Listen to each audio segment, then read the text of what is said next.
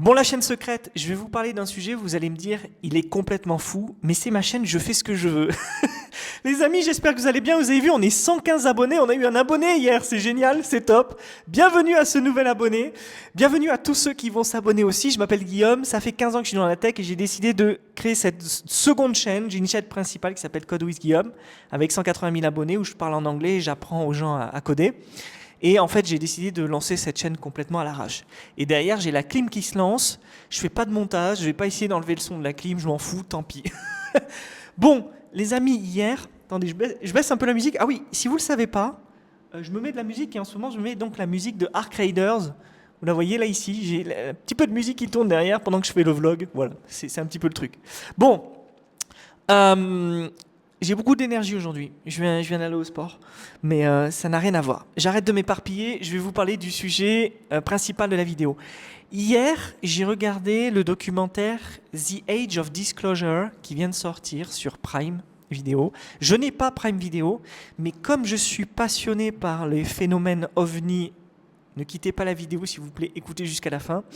Comme je suis toute l'actualité et que j'ai même des sites web sur le sujet que j'entretiens, j'avais envie de vous parler de ça. Alors, c'est à 10 000 lieues de la tech, du business, de l'entrepreneuriat, de ce qu'il y a d'habitude sur cette chaîne. C'est une vidéo originale, exclusive que je lance comme ça.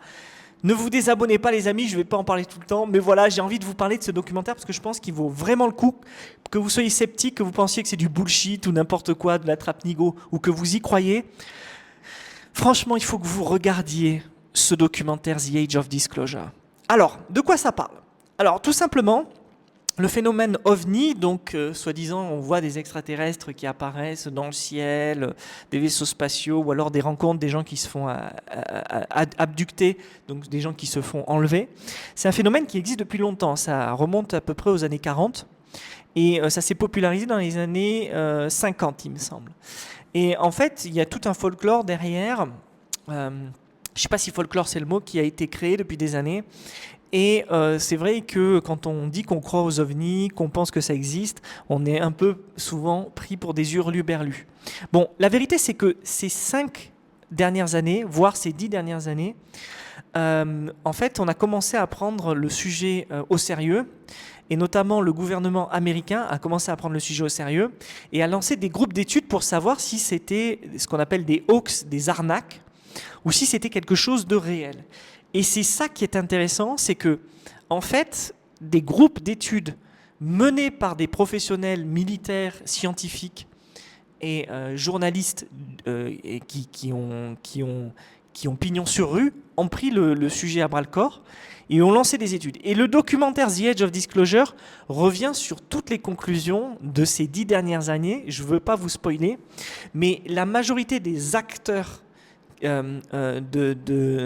qui ont étudié là-dessus, de ce phénomène, sont dans le documentaire et témoignent sur est-ce que ce phénomène est vrai ou pas. Et alors, je vous le mets dans le mille, sans vous spoiler, il y a des montagnes de preuves sur le fait que nous sommes potentiellement visités par ce qu'on appelle des intelligences non humaines. Alors, ça paraît dingue. Je vais peut-être me faire complètement bâcher par l'algorithme YouTube. Mais le documentaire dure 2 heures, mais il est excellent. Je vous conseille vraiment d'aller l'acheter, d'aller le regarder. Parce que oui, en fait, vous payez Prime, mais malheureusement, c'est un documentaire qu'il faut acheter.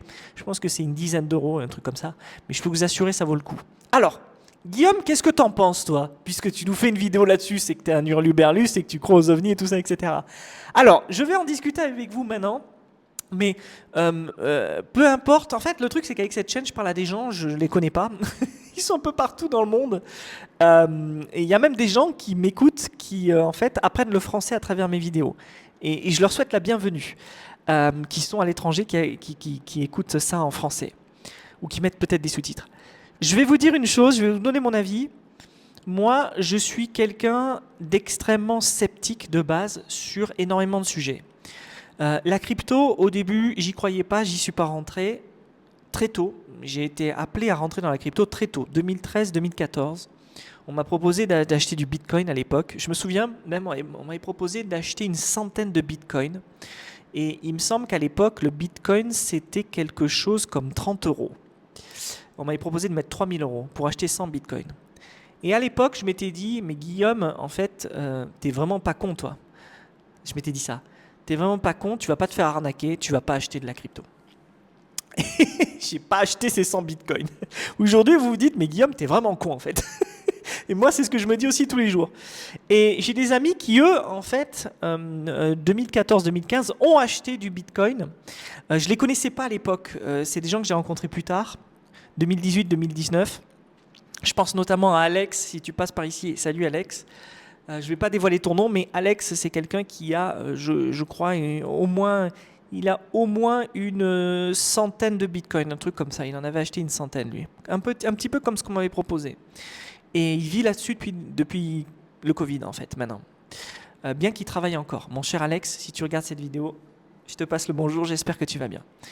Et la vérité, c'est que, en fait, ça m'a donné une très bonne leçon à l'époque. Ça m'a fait penser que on peut avoir des a priori dans la vie, on peut avoir des préjugés, que ce soit sur tout. Alors, on peut parler de sujets, par exemple, comme l'immigration. Le sujet de l'immigration, c'est quelque chose qui touche tous les pays aujourd'hui. On peut avoir des préjugés et tout ça, etc. Et en fait, malheureusement, les gens se remettent très peu en question. Et ces préjugés-là, en général, sont faux. Moi, j'avais énormément de préjugés sur la crypto, j'y suis pas rentré, regardez ce qui s'est passé. Bon, ça ne veut pas dire qu'il faut donner la chance à toutes les opportunités qui arrivent, évidemment, il faut avoir un petit peu d'intelligence, mais je pense que pour les ovnis, c'est exactement la même chose. Moi, je suis quelqu'un qui je me suis jamais dit « Ah, c'est sûr, ça existe, c'est énorme ». Je me suis dit « Potentiellement, ça existe, potentiellement, c'est un scam ».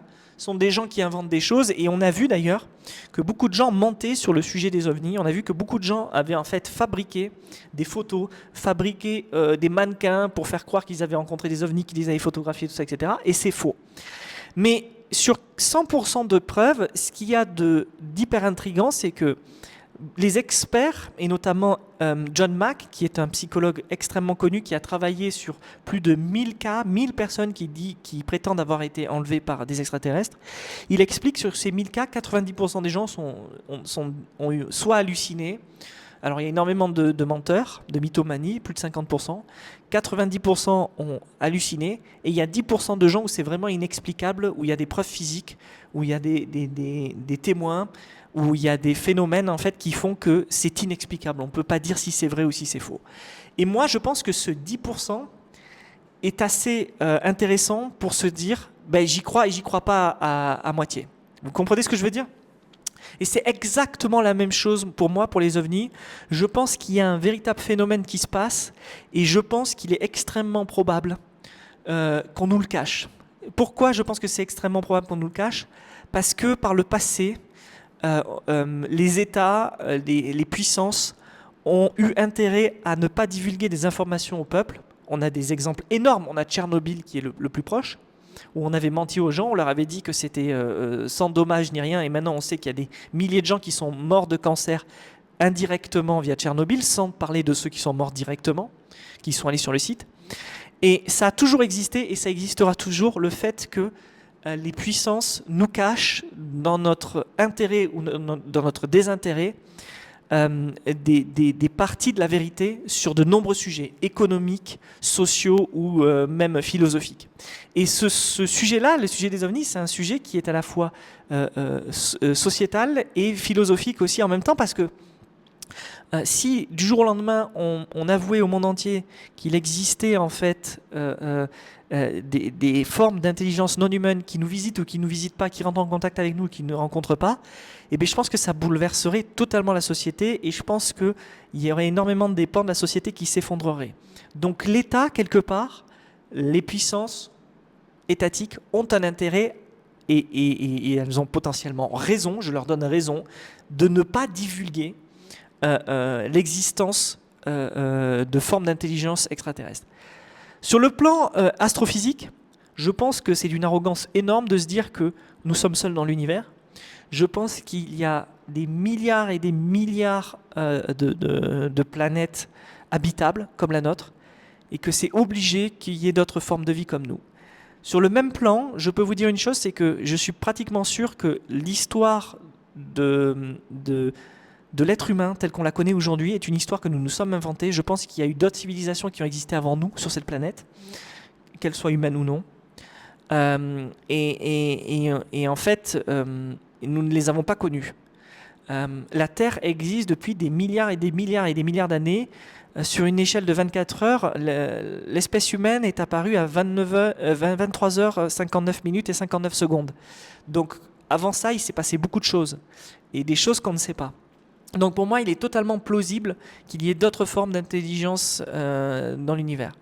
Maintenant, quand on écoute tous les témoignages, qu'on lit tous les témoignages, et c'est ce que je fais à raison de 5 à 10 heures par semaine. Je passe mon temps à écouter des podcasts, à lire des livres sur le sujet depuis un certain temps, depuis une dizaine d'années.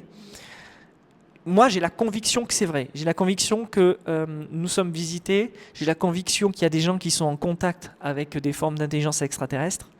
Et je vais passer pour complètement un fou en faisant cette vidéo, mais c'est pas grave. Et c'est parce que j'ai cette vision-là, j'ai cette ouverture d'esprit-là pour moi. Moi, je considère que c'est l'ouverture d'esprit. D'autres vont penser que je suis naïf ou que je suis un imaginatif. C'est parce que, pour moi, j'ai cette ouverture d'esprit-là que je me laisse la porte ouverte de me dire que c'est possible, que ça existe, et qu'en fait, au fond, l'être humain, nous ne sommes rien du tout, et que nous allons disparaître comme nous sommes apparus. Petit daily rapide, sur le cœur, honnête. J'espère que ça vous aura plu. Donnez-moi votre avis dans les commentaires, et je vous dis à bientôt. Ciao! Et aussi, oui, j'ai oublié de vous dire, allez voir The Age of Disclosure.